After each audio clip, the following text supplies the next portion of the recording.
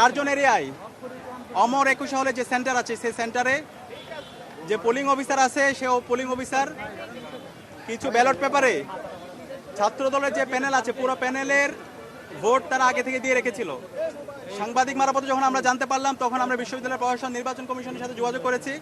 পরবর্তীতে নির্বাচন কমিশন ও স্টাফের বিরুদ্ধে ব্যবস্থা নিয়েছে, সেটা আপনারা ইতিমধ্যে জানেন। এবং এরপরে আমরা দেখতে পেয়েছি টিএসসিতে একজন স্টাফ একটা ওএমআরে আগে থেকে ক্রস দিয়ে রেখেছিল। এখন আমাদের অবস্থান পরিষ্কার, যে স্টাফ এই কাজটা করেছে তাকে অ্যারেস্ট করতে হবে, তাকে রিমান্ডে দিতে হবে এবং এই ঘটনা সে কার নির্দেশে করেছে সেটা বের করতে হবে।